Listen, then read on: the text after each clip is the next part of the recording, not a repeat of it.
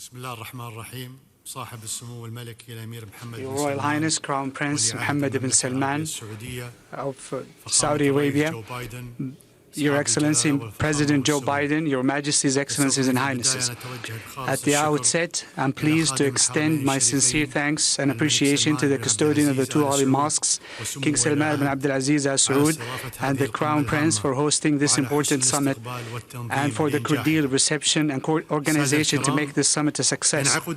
Honorable gentlemen, this important meeting takes place against the backdrop of the challenges facing the world and putting at stake the capabilities of the international community to enhance cooperation among states, to find just and realistic solutions to global issues that cherish the values and norms residing in the conscience of humanity. Everyone realizes that there is no security or stability, neither development among conflicts. Invoking the provisions of international law and the Charter of the United Nations by the parties to the conflict saves their people's humanity and, as a whole, many victims and tragedies. But it is well known, international law is a customary law that obliges only those who are motivated by their own principles or limited capabilities to abide by it. Since the end of the Cold War, countries have been arguing about the need for alliances of international forces committed to international law and the Charter of the United Nations, to be able to impose their stature of the law and the Charter in a non-selective manner so that they will not be subjected to the interests of specific countries or their respective ideological orientations. The international community has not yet succeeded in this respect. We are all aware that crises and wars in any region affect the entire world.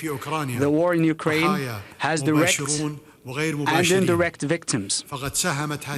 This war has contributed to exacerbating an economic crisis that may lead to humanitarian disasters, especially in the case of food and crude oil importing developing countries. In this context, along with its solidarity with the victims and support for the political efforts to end this war, the state of Qatar will not spare any effort in working with its partners in the region and the world to ensure a continuous flow of energy supplies. Honorable gentlemen, we stress the importance of the Gulf relations and that of the Arabs in general with the United States and the need to maintain and strengthen them. It is no secret to anyone the pivotal role of the United States of America in the Middle East and the world.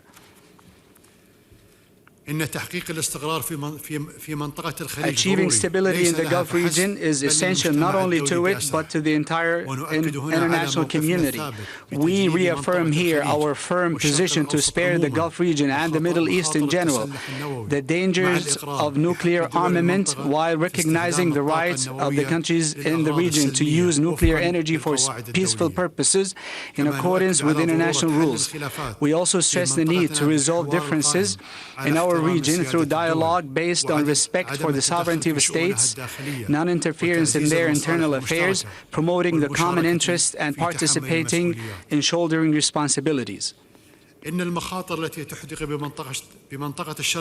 dangers looming over the Middle East region in light of the tense international situation require finding a just and lasting solution to the Palestinian cause, which occupies the central position among the peoples of our Arab and Islamic worlds and the forces of peace worldwide, because it is a just cause with a heavy symbolic weight at the same time. One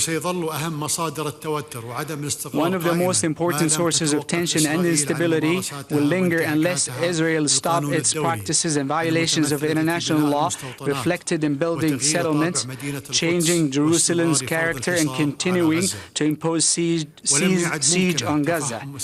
It is no longer possible to understand the continuation of occupation because of the selective policies of enforcing the decisions of international legitimacy and opting and for the politics of force and the imposition of a fait accompli over the principles of justice and fairness. The Arab countries, despite their differences, have unanimously agreed on the Arab Peace Initiative that expresses readiness by them all to normalize relations with Israel if it agrees to a settlement based on international legitimacy resolutions stipulating withdrawal to the 1967 borders within peace accords. It would be improper for us to abandon our initiatives just because Israel rejects them. It is inappropriate for Arabs to propose settlements while Israel's role is confined to rejecting them and increasing its intransigence whenever Arabs make concessions. Just as Israel has a public opinion, we also have a public opinion in the Arab world.